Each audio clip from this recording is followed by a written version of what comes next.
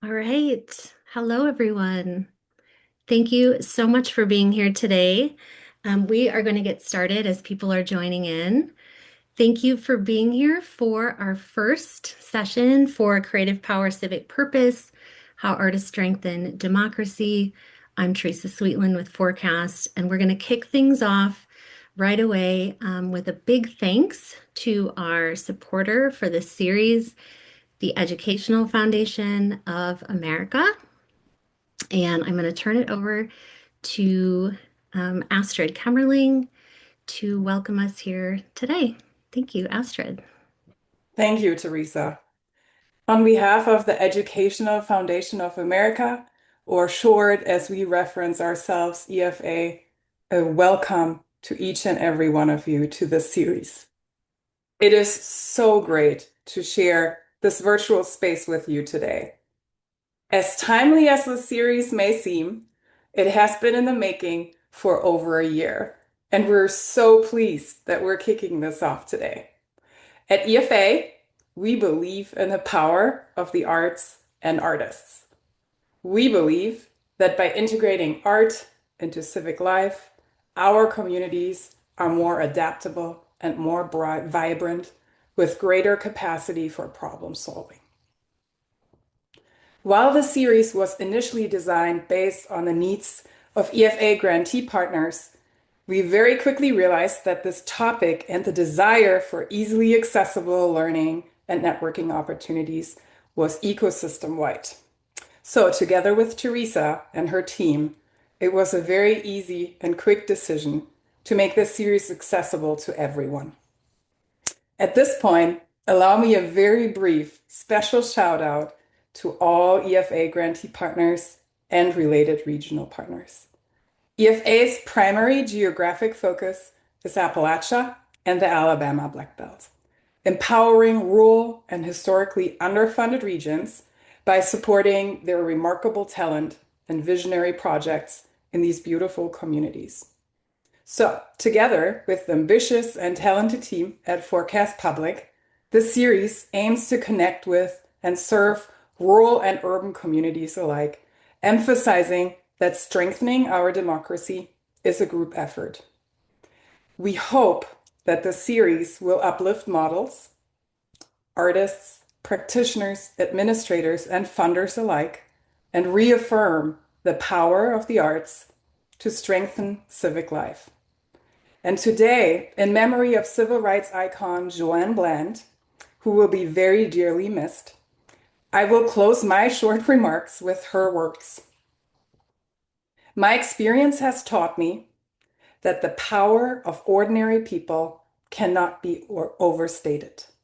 So, my fellow ordinary people, artists and arts advocates, neighbors, let's learn, network, and get to work.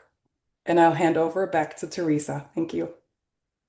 Thank you so much, Astrid. Those are beautiful words, and thank you for honoring Miss Joanne Bland to kick us off today.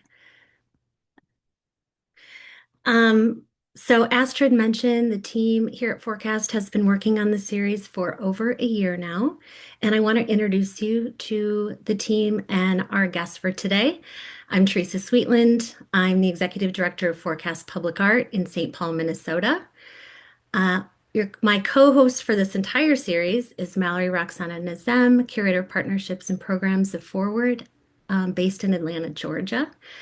And our special guest today is Richard Young from Civic Lex in Lexington, Kentucky, as well as an incredible panel of amazing artists from here in Minnesota, Jamie Schumacher, Kalakaru-Mava, Butchy Austin, and Marianne Quiroz. And you'll hear from them in just a little bit. So there are a few hundred really amazing, curious people here today on this call, and we want to introduce this topic to you. So I'm going to go through how we're going to spend our time together in the next 90 minutes. First, we're going to introduce Forecast a little bit if you're not familiar with us. Richard's going to talk about civic health and the crisis that we're currently in democracy in this country. I'm going to introduce the panel from Minnesota, and you're going to hear their voices. And then that section of the day is going to be recorded. So if you can't stay with us the entire time, we will share that back out with you. And then the second half, we're going to be breaking you out into regional conversations. So you get to talk to folks in your own region. And then we'll share a little bit more about what's coming up next with the series coming up. Um, if you haven't heard about Forecast, I'm just going to introduce ourselves to you. So, we are a 48-year-old Minnesota-based nonprofit. We work across the Midwest and nationally, and we were founded because artists wanted to work deeply with communities and public space and with civic partners, but there was no infrastructure or support for them. And we do this work in five main ways. First, we fund, train, and connect artists working in communities of all sizes, specifically artists working in public and civic practice, which simply means artists that work with community organizations, public spaces, civic infrastructure, systems like libraries and parks and housing agencies and health systems and local and tribal government. And this work is very different from supporting artists in their own creative practice. It requires specific skills and support systems. And we have one of the longest standing grant programs in the country to support artists working in this way. And second, through our planning and engagement work, we help civic decision makers partner with artists and communities members to shape plans and public processes and policies together. And we focus especially on engaging communities often left out of civic decisions so that people have a real voice and influence in shaping their communities' futures. Third, we fill a gap in the country's creative workforce by designing and providing training and capacity building for artists who want to work in civic and public practice but don't know how.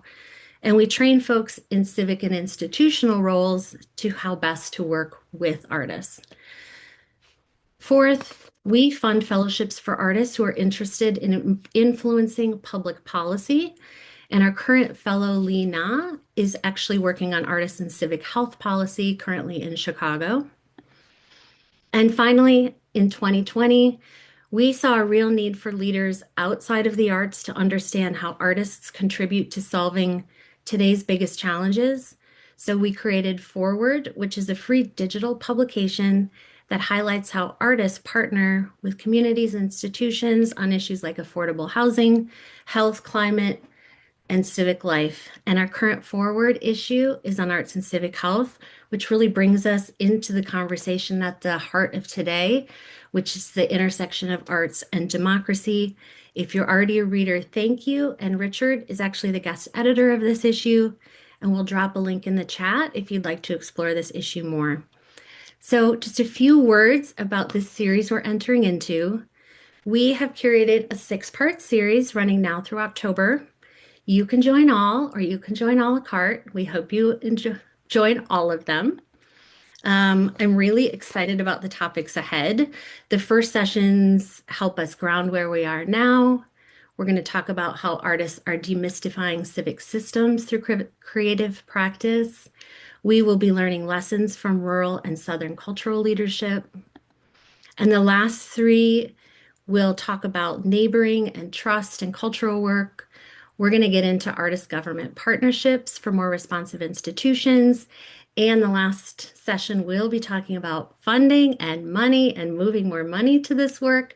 There will be funders in the room, so I hope that you're there for that conversation. And I just want to quickly ground us in why we're having these conversations. Why is an arts group holding conversations about arts and democracy? We know that democracy is under threat. And there are so many people and organizations and organizers and funders and communities working on this challenge. Yet we find that artists are still too often left out of democracy work and strategy and seen as nice to have, rather than recognized and resourced as essential civic partners. So the series is really holding a series of questions. What does it look like when artists and arts groups are seen as critical civic actors and collaborators, helping communities imagine, build, defend, and sustain a healthier democracy? What becomes possible when the arts field and the democracy field work together and combine their collective power?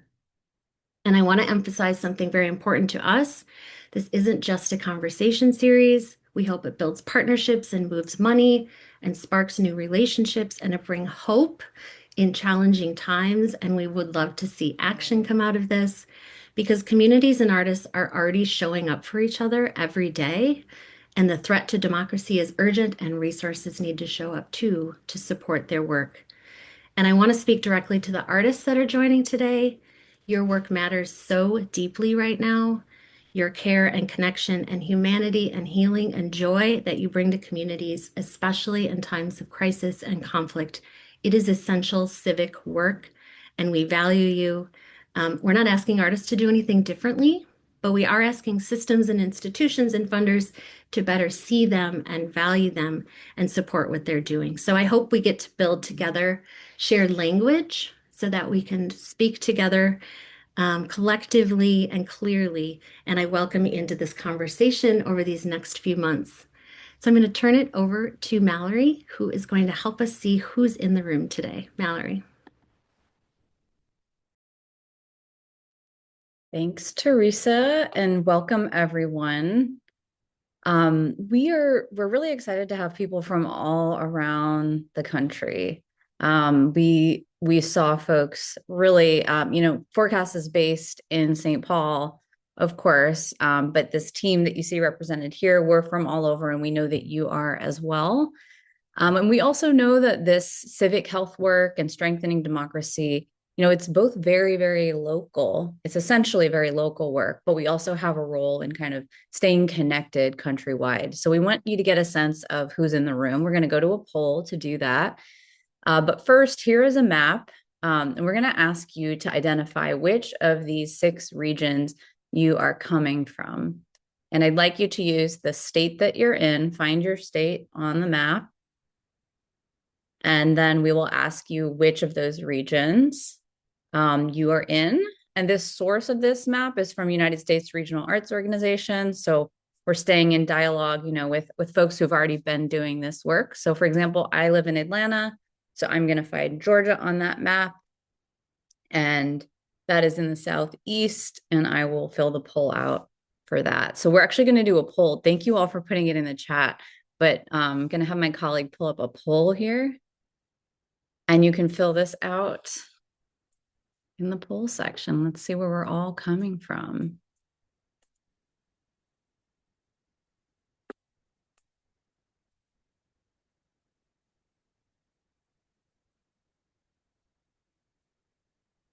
Beautiful. So we've actually got a lot of folks from the Midwest, which makes sense since Forecast does a lot of work there. A lot of folks from the West Coast. I mean, really folks from all over the country. And I see some folks are putting it in the chat as well, which is great. Excellent. We are going to use these regions and kind of dive a little bit deeper when we do breakouts. So the second question I have for you all is around the sense of urgency that you're feeling around this topic of civic health in your own community. So I want you to really put on your local hat, think about what is kind of the temperature check of civic health, and in your bones, how urgent is the need locally to really tend to civic health?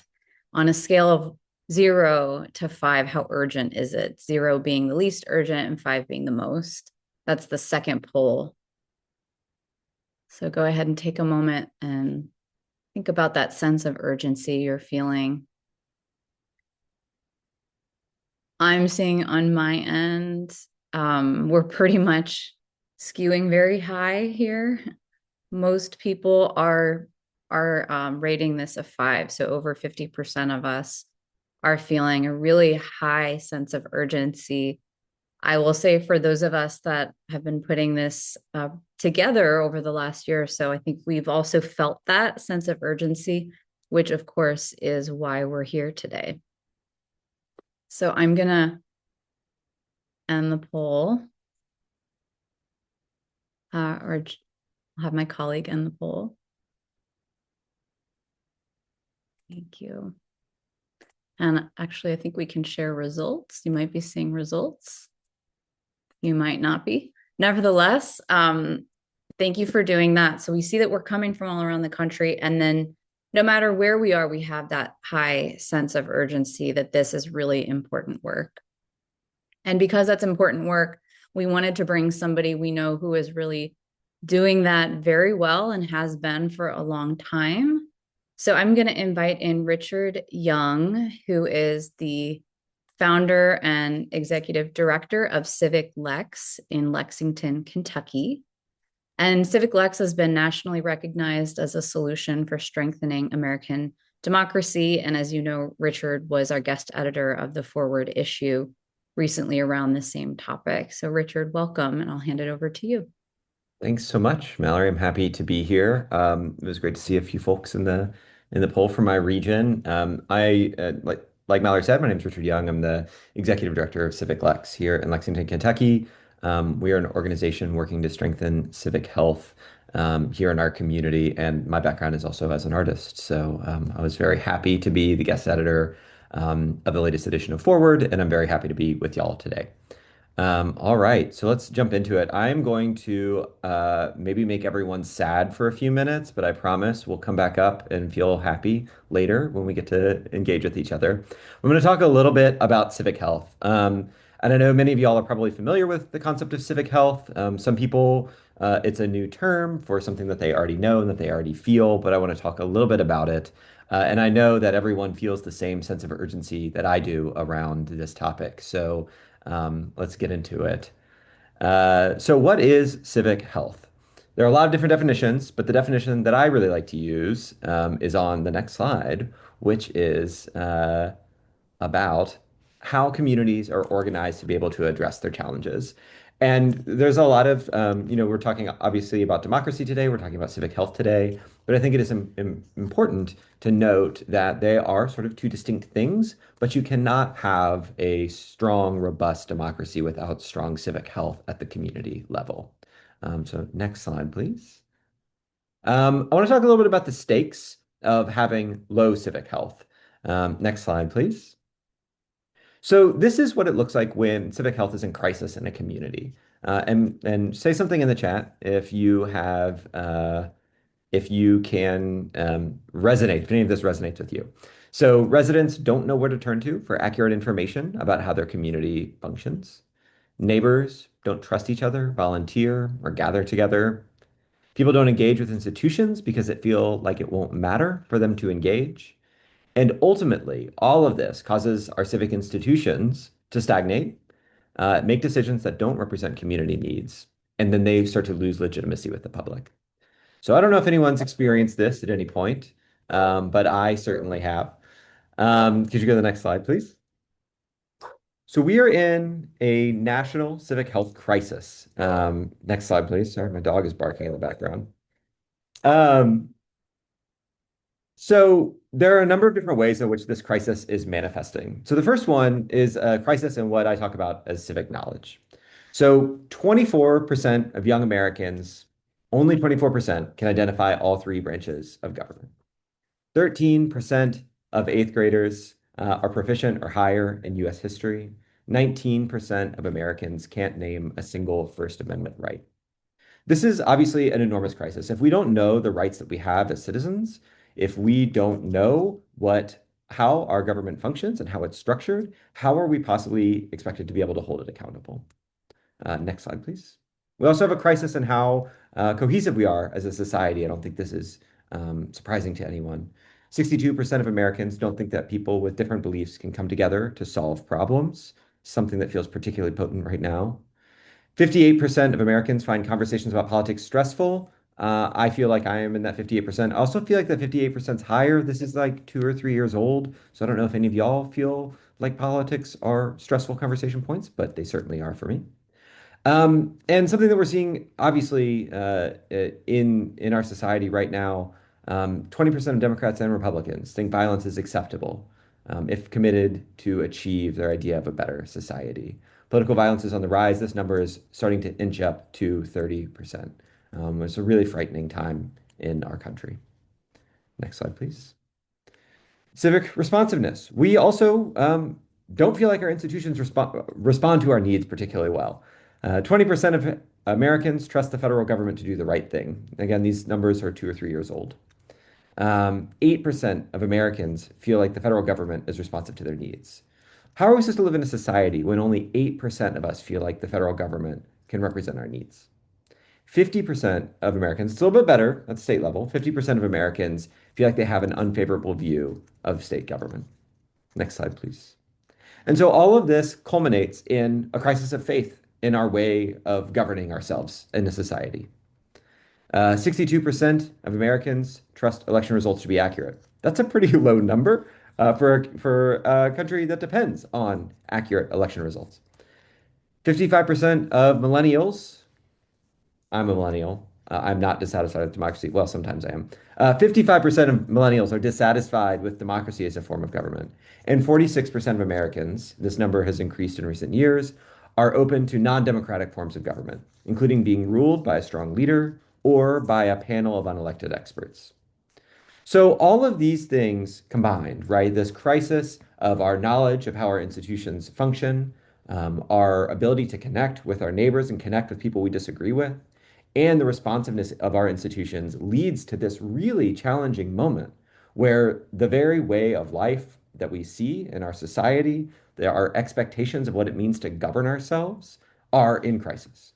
And I think it's important to note that for a lot of for a lot of people, these things are actually pretty justifiable, right? I think there are a lot of folks that feel like our government, federal government, state governments, and local governments haven't represented their interests, and in many ways they haven't.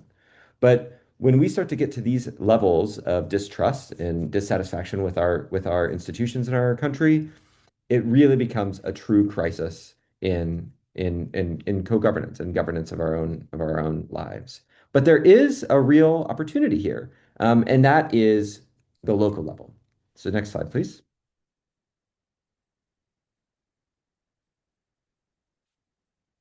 So to me, the local level is the place where we have this opportunity. 56% of Americans do think that local communities can come together to solve political differences or to solve problems across political differences. But there's also another opportunity on top of that, in that we actually aren't that engaged at the local level when you look broadly across the country. Only 33% of Americans follow local news closely. Only 12% of Americans have ever attended a meeting on local civic affairs. And here in Kentucky, only 8% of people have ever interacted with a local political official. So the local level presents us with this opportunity where people aren't that jaded yet on the system. People think that the system still can work, that we still can come together in our communities. And people aren't really used to doing it, and people don't think of that as where civic life can flourish. And so if we pour ourselves into strengthening civic health, strengthening these things at the local level, we have a real opportunity to turn the tide back on what it means to be in our democratic society. Next slide, please. So that is my hope to all of you, is that you take the following conversations, both in this in this webinar that we are together in and the subsequent webinars, to really take it to heart that you as an artist, you as a resident in your community, no matter what your perspective and what your background is, have the ability to contribute to building a better society, and that it is best positioned to happen at the local level where you live. So with that, I think I'm going to turn it back over to Mallory.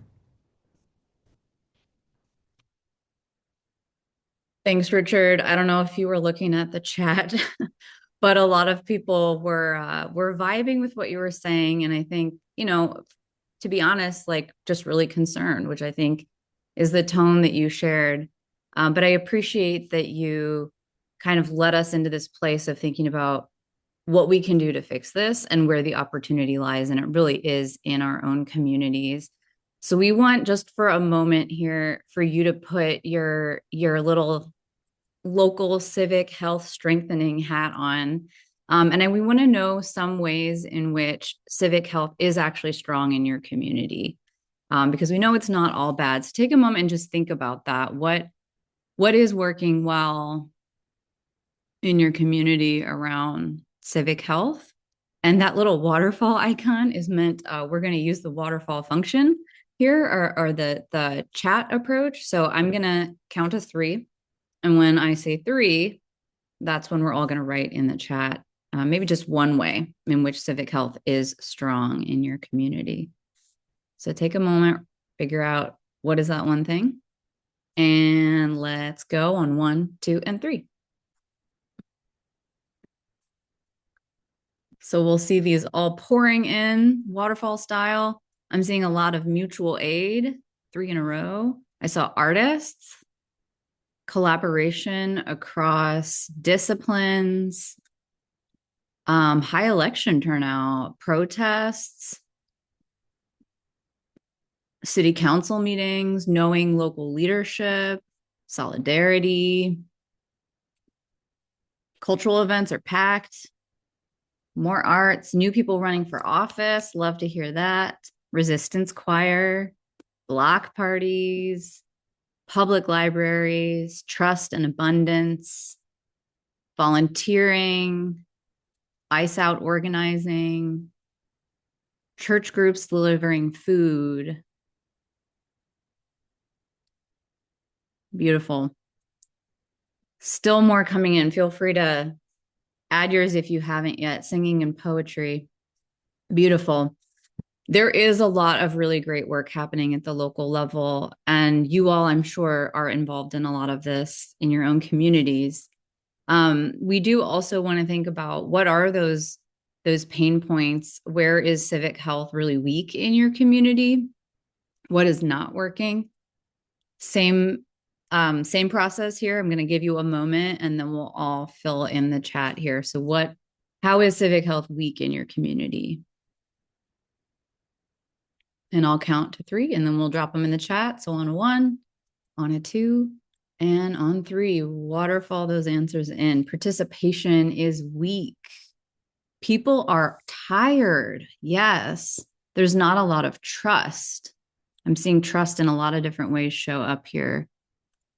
There is disassociation, so fatigue, so these emotional blocks that people have from participating. Politicians don't care. We're disaffected with leadership. A lot of programs are not working that are grandfathered in. Policy isn't responsive to organizing. Different participation rates across generations, coalitions that are disconnected, a bad economy, a general lack of interest, and not having support for the arts from city administration, disenfranchisement, job opportunities are low, cultural divides, misinformation, closed door meetings. I think a lot of us can relate to a lot of these. I know there's definitely, I think as we'll learn today, some things that are really unique to the communities that we live in and a lot of things that we can relate to about our experiences across the country. Thank you all for participating in that. We are going to kind of turn a leaf here and really dig into the arts and culture component now. And I'm going to hand it back to Theresa. Thank you, Mallory. So Richard clearly outlined what we're up against with data and information, and all of you contributed your thoughts and your experiences from around the country. I do assure you that when we talk about creative power, there is hope and there is optimism because there is the awesome power of artists. And that's really what we want to highlight, this space of optimism. And I want to frame this creative power from our civic health issue of Forward, where we created this framework for how artists are already using the power, this power to strengthen democracy in 3 core ways. The first being artists are building civic knowledge and capacity. So what does this look like? This looks like the ways artists help people understand often complex civic systems, formally and informally, so they can better participate in public life. And it looks like artists helping translate complex policies or processes into forms people can actually engage with. And the second, artists are strengthening social cohesion. This is where artists help bring people together. This is often called, bonding capital, bridging capital. This is when you're building trust and connection across difference. Artists do this better than almost anyone else. And the third, artists are creating more responsive institutions. So this is where artists help change how civic systems themselves actually work, making them more participatory, inclusive, and responsive. And throughout this series, you'll be hearing directly from artists engaged deeply in this work in beautiful and powerful ways. But I'm going to start today bringing this home. I'm going to bring this home to Minnesota, which is Forecast home, which is my home. I live here in South Minneapolis. We've been living through a crisis of democracy. You've seen this on the news, or you live here and you're living through it. Created by our federal government, forced on our community. And so part of grounding this series is grounding in our own place. And over the past months, we've seen fear enter public life. We've seen families ripped apart, lost community members, neighbors hiding in homes, students not attending school, immigrant businesses are closing, rent is due, and communities carrying grief and collective trauma. And at the same time, we've seen extraordinary strength, neighbors showing up for each other, networks of mutual aid and care forming in real time, people organizing and protecting and supporting and funding so many activations and organizations popping up by everyday people. And we see artists bringing joy and love and solidarity and healing across communities. And I love this image from a local artistsy reader next to this statement by another local group stating, "This is not just a protest story, this is a civic defense manual." So I want to name that Minnesota has deep roots of organizing and mutual aid, from Indigenous resistance to labor and farm movements and the networks of mutual aid that emerged after George Floyd's murder in 2020. We also vote at some of the highest rates in the country. We volunteer at some of the highest rates in the country. And even with all of that civic culture, we also still live with some of the largest racial disparities in the country. So this is not a story of exceptionalism, but it is a story of communities that have long built care and solidarity. And we're now calling on that history in this moment in ways we've never seen before to defend our own community.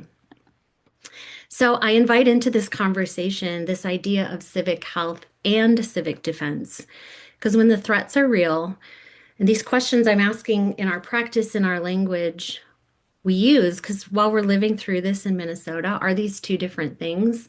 And I love this image. Is civic health when we neighbor, we love our neighbors, we look after our strong relationships and trust and participation and belonging? And this other sign of ice out, right? This is civic defense, how communities organize and protect people and our rights and our democratic norms when institutions fail and cause us harm. And I just ask us, what is the relationship between these two? And one of our local funders, the McKnight Foundation, created these images to bring to life the same idea, these two different roles that we play. The role of neighbor, I show up, I give, I care. And the role of defender, I observe, I preserve families' dignity, justice, and democracy. And I also want to share this short video from Columbia College Dean of Journalism, Jelani Cobb. I know he talks about the fundamental unit, civic unit of democracy as neighbor across history.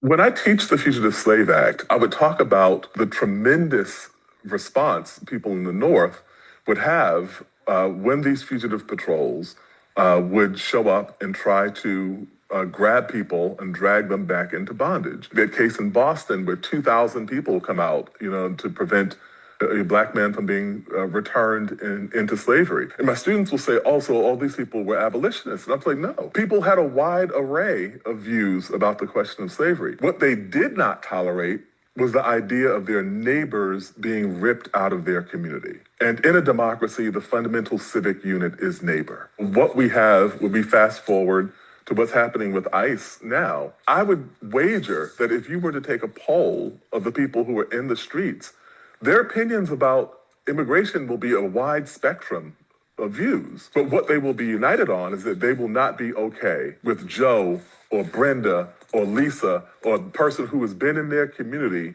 for 10, 12, 15 years, with you dragging those people out of their homes and shipping them to places where they may well be tortured with no justification whatsoever.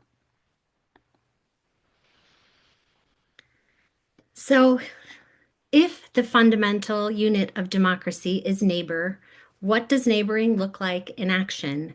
And I want to go to our brilliant panelists to take you deeper into what this looks like in action here in Minnesota through their lens and their creativity. So let's meet our panel today. And each of our artists will be sharing a little bit more about how they, as artists, are showing up to defend democracy and care for their neighbors. And as you listen, I really invite you to notice and even make note of the ways that artists are showing up, because we'll relate back to that later. So I'm going to start with an introduction to Jamie Schumacher, Kalakaru-Mava.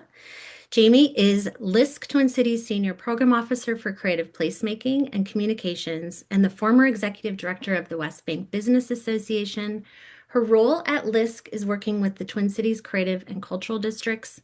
Jamie's also a visual artist and accomplished writer and the recipient of multiple awards. I'm going to turn it over to you, Jamie. Hello, thank you. Thanks for that awesome introduction. We tested screen share in the room. I'm going to make sure I can do that now. Here we go. Can everybody see my screen okay? So hi everybody, I'm Jamie. Thanks so much for giving up part of your afternoon. If anything comes up in the chat, somebody please come off mute and tell me, because now at this point I can't see the chat if you see my slideshow. We cannot see your slides. You cannot see the slides. Try that again. Thanks for letting me know. There, did that work? Yep. Yep, we can see him. Okay, thanks. And then I'll just make them big. Cool. So thanks for that introduction. To the question about how me and other artists have shown up in Minnesota at this time and caring for our neighbors. A little bit about me, I think, that I would like to share before. I'm a worker. I think that for a lot of us, our health benefits and how we support our family is stitched to the fact that we have to keep working through this moment, which can be a tricky balance. I teach at the University of Minnesota also, in addition to the work. I parent two young school-age children, which I know is impacting how a lot of us are able to participate in this moment. And I have my artistry. I'm also the child of two immigrants who came from two very different countries, so that impacts how my family and how I am processing this moment considerably. So something I talk about with my students actually is when we think about moments like these and just in general, I have them think about a little bit about their position, like where are you best positioned to impact the most change, and where can you kind of move those levers of change to have impact? Because I think we want to respond, we want to show up for the protests, we want to show up for the volunteering, show up for the thing, but we'll burn out pretty quickly doing all those things. So I try to have them think, and for myself, I definitely think about, okay, where is my time going to be able to be spent most valuably here? And where can I specifically have an impact? Thanks, Theresa, for that great introduction about Minnesota. I do think the way that I'm able to volunteer in this time is unique to the state that I'm in and the tremendous support we have for artists and this spirit of solidarity. Again, there's a lot of inequities here, but we've definitely cultivated an environment where we're trying to create more civic engagement and opportunities for artists throughout Minnesota.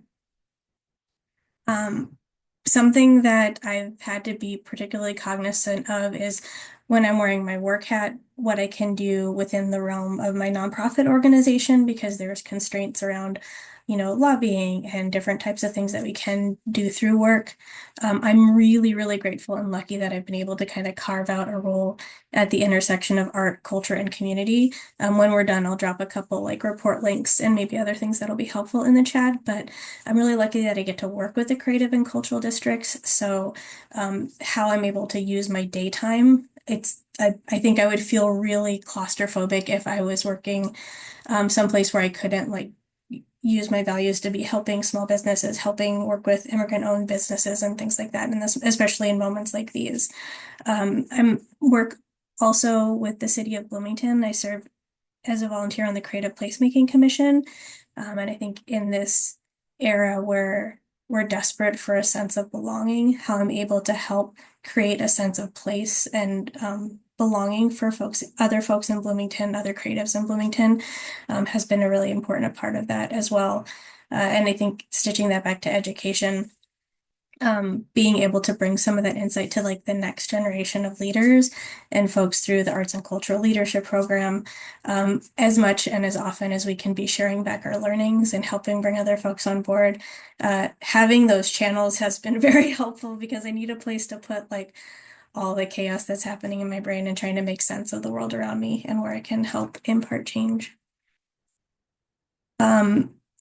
I can't do everything as big and as bold as I would love to through work. I think that those jobs are few and far between. So sometimes the activism we want to do and some of those really bold, fast, responsive moves have to happen kind of on that outside time, nights and weekends as we're volunteering.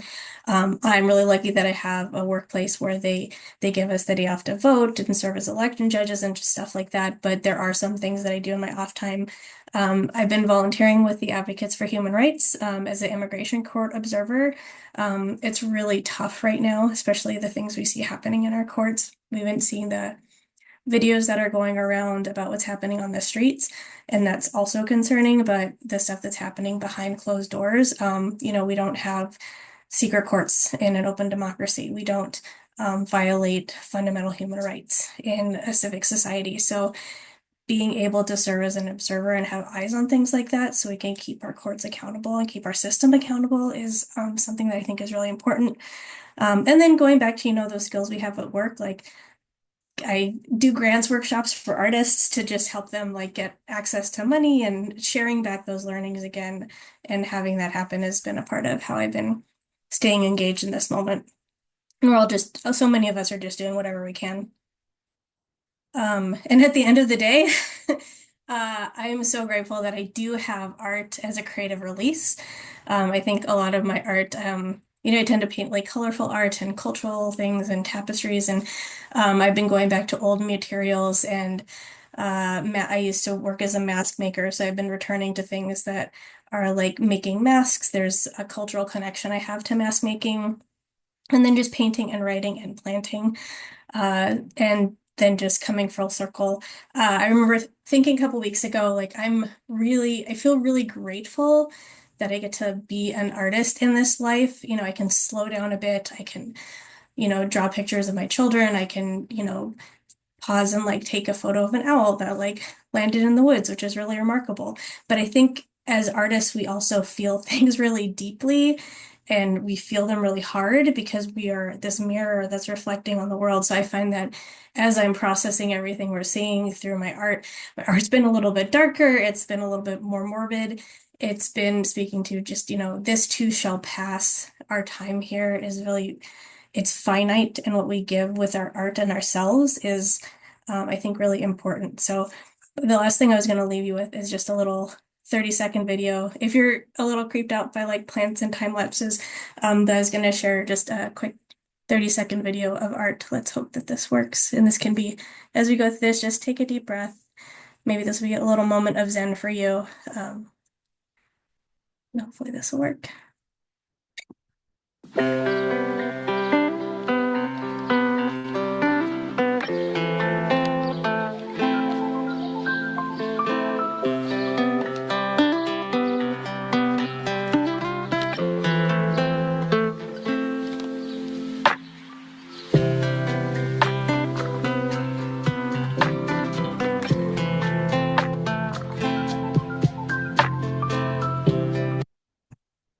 So yeah, just a little time lapse. So to answer that question, how are me and other artists in Minnesota showing up, in all ways, in all directions, and with hot dish, usually. Thanks so much. Thank you so much, Jamie. That was awesome. Really appreciate your words. All right. I'm really pleased to introduce our next artist, Butchy Austin. Butchy Austin is a co-founder and co-leader of Brass Solidarity, a street activist brass band using its sound as a sonic occupation for Black liberation. He's also an active musician in the Twin Cities, performing with various bands. He honed his ear training while playing alongside his late father in their former church band in South Minneapolis. He now combines his musical talent, faith, and commitment to racial justice to bring hope and healing to communities of color nationwide. And I'm going to let a former president actually also introduce you, Butchie, if that's okay, and show a little bit about your music and work in action. And Jen, if you can share that video, please.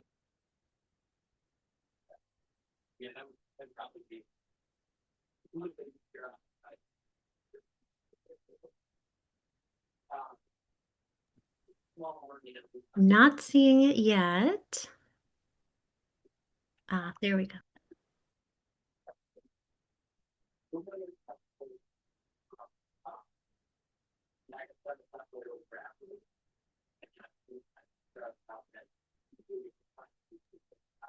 That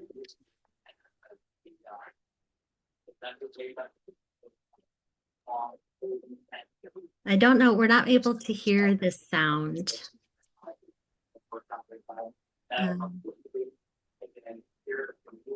Perhaps we'll try and fix that, Butchie, and then let's see. We'll try one more time.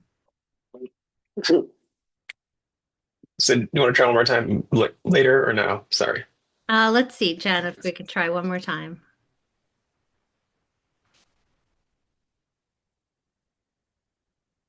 Okay. Let's turn it over to you, Butchie. Why don't you talk about what you do and what you're doing out there, and then we'll see if we can show it at the end. Thank you. Oh, good. Yeah. No, thanks so much. I'm grateful to be here. Thank you for having me. Thank you for tuning in and listening and joining this call today. Again, my name is Butchie Austin. As Theresa mentioned, I'm a founder, co-leader, co-founder of Brass Solidarity. We started in 2021 as a community of artists, activists, neighbors trying to figure out how to process our collective grief and trauma from George Floyd's public lynching. And what we found in that, in addition to community, we also found that we all had this stuff pent up inside of us, emotions and frustrations and things that we hadn't processed effectively. But by being in community and using music to do that, we found ourselves healing collectively, and that was an amazing experience. But also, we were rooted in this common goal for racial justice and for a change. And so we started to steer that energy into really using our sound as a sonic occupation, as was mentioned in the introduction, for our racial justice and healing.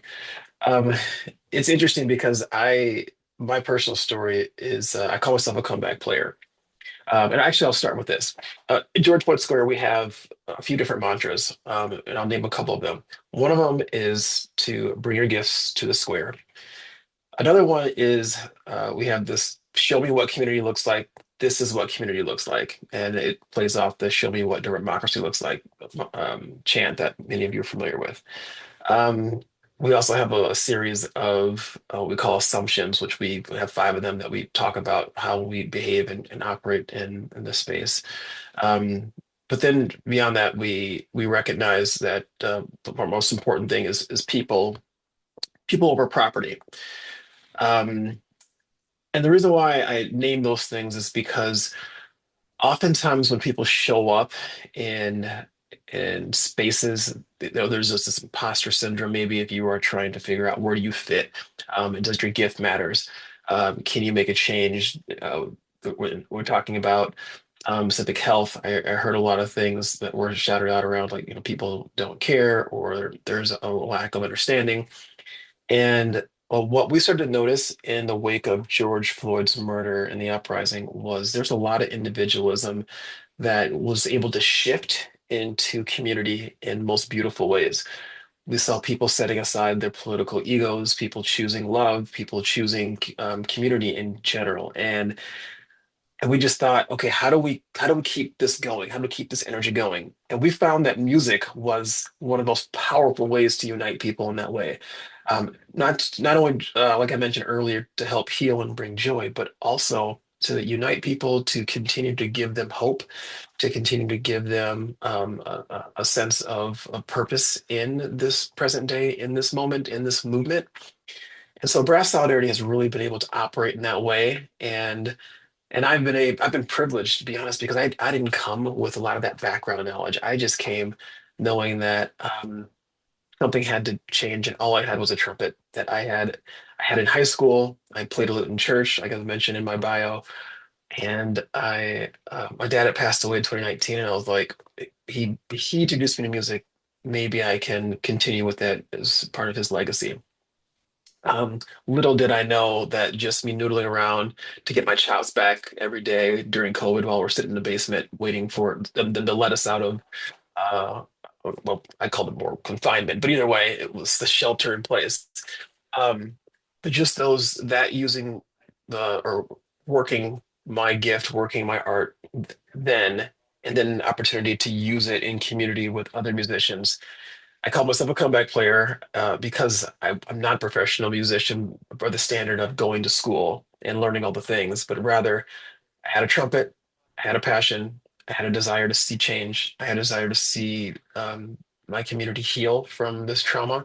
And so we found each other at George Bush Square. We continue to meet. We've been meeting weekly there every single Monday from 5:30 to 7. So if you're local to the Minneapolis area or you're passing through, feel free to join us. It's an amazing experience. Started with a handful of us, maybe like 10 of us, and I think last time we met might have been 100 people.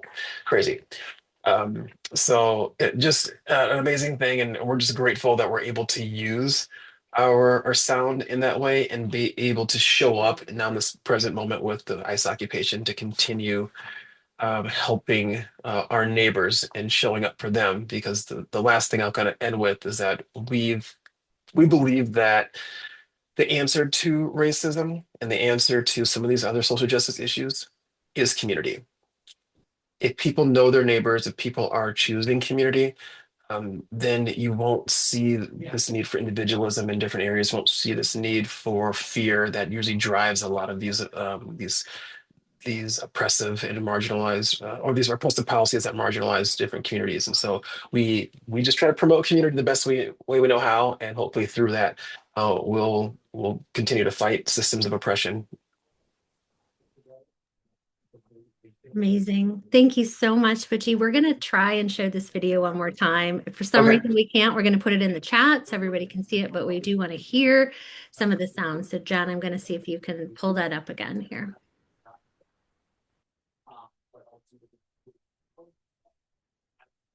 A friend of mine, Michelle Norris, is from Minnesota, and she was up there, and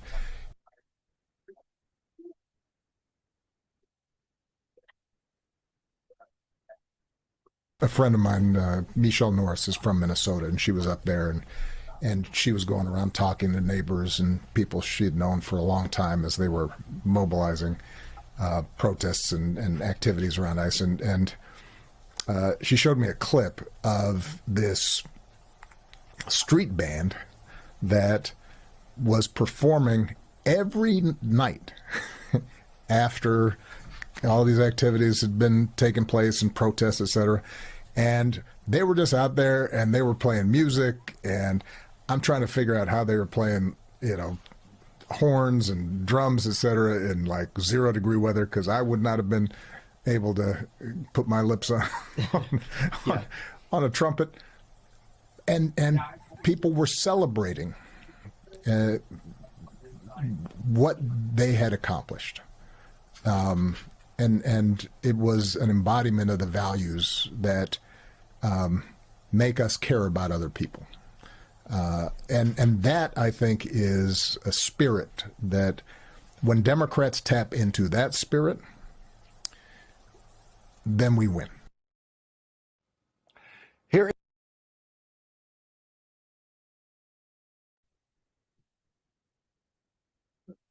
Oh, Jen, we wanted to see all the way through to see the Brass Solidarity Band as a part of that clip.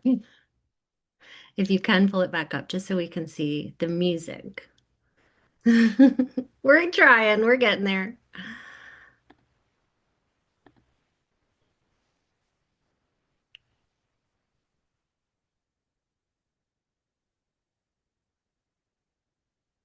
Here is some of the video that Michelle Norris showed to President Obama.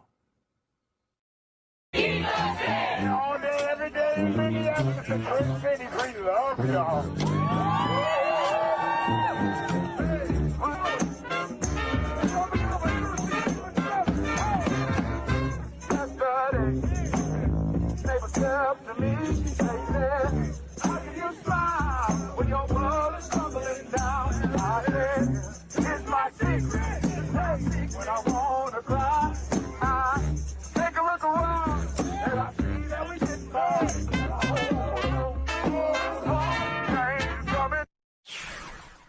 And joining us now is All right. Is there anything else, Butchie, you want to say about that? I was actually there in that circle that night on the frozen ice of Lake Nokomis, which is a few blocks from my house. It was No, beautiful. thank you for coming. Thank you for showing up with us and being in community. But no, I don't know why I watched the video, and I'm like, I was there, but I'm still like, Yeah. hey. I could watch it 100 times. I keep dancing to it. So thank you for everything you do. I'm really pleased now to introduce our next guest, Marianne Quiroz from Indigenous Roots. Marianne is an indigene, an Indigenous islander, mama, dancer, artist organizer, and community activator. She was born in the Philippines and immigrated to the United States at the age of 9. She's co-founder, co-director of Indigenous Roots Cultural Arts Center, where she and a collective of artists, organizers, and cultural groups provide accessible space and programming opportunities that promote and practice holistic well-being through arts, culture, and activism. Guided by ancestral knowledge, Marianne believes that arts and culture is an ecosystem for community development. So nice to see you, Marianne, and I will turn it over to you. Thanks, y'all. I gotta tell my sister to shorten my bio. I had her write it for me. Just good to see everyone and be in space with you all. My name is Marianne Ligeralde Quiroz. I am the co-founder and current executive director of Indigenous Roots. I'm also a member and co-founder of Kalpuli Yausenoshli, the Mexica Aztec dance group that you probably have seen out in the streets. I know we were dancing it out with Brass Solidarity a couple of weeks ago. I don't know, time is so weird. Like something that happened yesterday, I thought happened last year. So time is weird, but just wanted to share a little bit of how I have been showing up, how we've been showing up in the what I call the movement and the revolution. We've been dealing with federal agents and ICE here in St. Paul since last summer. I've been dealing with ICE and immigration work for about since I immigrated here in 1989 from the Philippines, and also being married and in partnership with my duality, who is an immigrant of Mexico and is also the co-founder with me. So we've been dealing with this with immigration issues since we've been here. But what I can say is the last couple of months, even before the surge, has been insane and unbelievable, as we all know. It's definitely, we see bits of it in the news. I definitely encourage folks to continue following independent journalists like Georgia Ford and King Demetrius, who are on the ground and on the streets and in community when they are sharing the narratives of what is happening. And so I always tell folks, when they come to me and they're like, what should I do? What can I do? And I always say, everyone has a lane or a role in the revolution. Find your lane, do it with excellence and do it with care. What I personally do is just make sure that, there's an abundance of, I continue to share a lot of trust and abundance in this work. I have never shared so much trust for people I have never met my entire life through a dozen signal chats. It's definitely something that I think a lot of us are learning how to do. And because I was raised by a single mama who always demonstrated trust and abundance, she always, a matriarch that never had a scarcity mindset. And so that's what I hold dearly. That's how I move and wake up in the world, is how I can share my trust, how I can extend my trust and abundance to people I do not, know. And for us, one of the things that brought up, I know Butch and Jamie shared this really well, is figuring out how to show up. So for me, dancing is one of the ways I show up, caring for our mamas that are pregnant right now or in need of postpartum support. That's how I show up. I show up by making sure our organization continues to be a hub that is safe and caring. You know, we provide community care and mutual aid. We're an arts organization, but we've been able to, really share mutual aid in a way that I even surprised me, right? I'm all about abundance, but in the month of January and February alone, and we started doing mutual aid back in November, just January and February alone, we've been able to push out $198,000 in rental assistance, in legal funds, in food security. And so we, the donations are abundant, but and so people ask me, like, where did the funds come from? And honestly, I've been talking to foundations and just asking them, hey, nothing is as normal. We need to be able to be flexible with these dollars. So we're filling the gaps of local government who are waiting on to provide rental assistance or rental relief or even mortgage relief. We've been paying mortgages now to this point, and so it's not sustainable work. So we're just filling the gap, and I'm really hoping in the next couple weeks, in the next month, right? Like our folks can show up that they need to. We have folks collecting funds, but yet they don't have a way to disperse it yet. So they need to figure out that process. And for us, we've been able to turn out rent checks in the same day, and so imagine 100,000 something dollars to just be able to provide the basics of housing and food security. And that's what we're dealing with right now. And so I really encourage everybody to find their lane, to find their, really share your superpower and your magic. And I'm all for resist and rest. We got to show up and we figure out how do we resist what's happening right now in these streets. And they may say that ICE has decreased, the agents have decreased, but their presence, maybe in numbers, but their presence. I literally drove up to the center and there were 2 ICE agents just parked on the block. And so we're continuing to do community watch and patrolling and our work. I was trying to send the link over to the chat, but here you go. So we were just focusing locally here on the east side and then in St. Paul in November and December. But there's so much gaps in mutual aid efforts. We're saturated with mutual aid here in the Twin Cities, but our greater Minnesota, the suburbs don't have those mutual aid efforts, or it's there, but it's not, pulled together yet as quickly.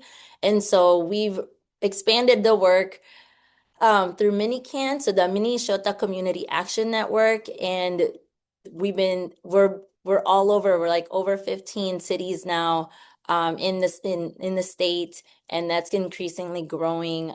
So we're also providing art through all of that, right? And so that's how we know how to do this work is be caring and be creative at the same time. So I don't know how much time I have, so I don't want to talk at all of you all, but just want to say thank you for sharing your platform, for us to be able to share the work that we are doing and how we're showing up right now. I'm also a firm believer that we need to be able to see and feel beyond the now. And that's why we're creating, we're planning stuff over this summer. We're planning stuff, in the fall.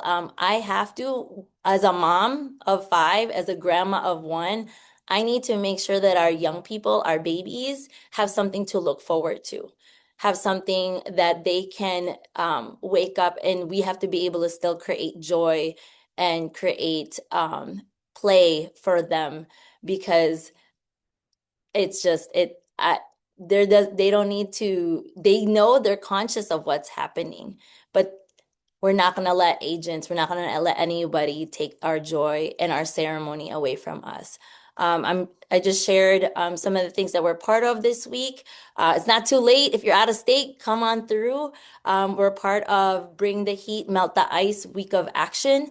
And so it's hundreds of events and happenings here in the Twin Cities and some actions throughout the state. Tonight we have tacos and trainings here at Indigenous Roots. Tomorrow, we're helping and supporting students to do a sit-in at the Capitol. And then on Saturday, Las Cafeteras is coming all the way from the West Coast and is gonna bump some music with us. And so for our pre-battle before we march on Whipple on Sunday.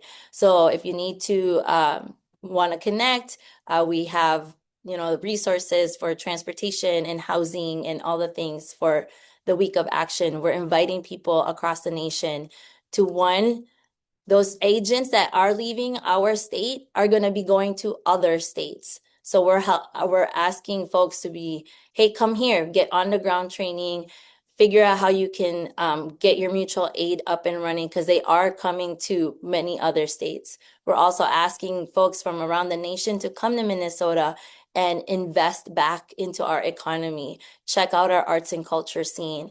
Check out, come support our local businesses. And so there's many ways that we can show up in solidarity without having to do it hyper local. So I just want to say thank you. I'm very grateful to be here with you all today. And yeah, that's look at Marty. Thank you. Awesome. Thank you. Thank you so much, Marianne. I really appreciate it. I know I have been there in so many moments where you are there dancing, and it's such a healing experience, and it's such a beautiful moment for the community. So thank you for all that you do as well. Well, thank you to our panelists. Anybody who can put a, hand clap out and some hearts for them. Thank you so much for all of these artists who do this work. We're going to be hearing from so many other artists in the sessions coming ahead. So I want to also just share that forecast in response to what's been going on here in Minnesota has created a rapid response grant program. And we're happy to share anything more with folks in other places about how we did that, specifically for the role that artists serve as witness in communities, the role of documenter, storyteller, combating disinformation and racism, and so that we really ensure what happens in Minnesota will not be forgotten. And we funded 23 artists across the state of Minnesota so far. So I invite you to think about the roles that artists are filling and take action to support them.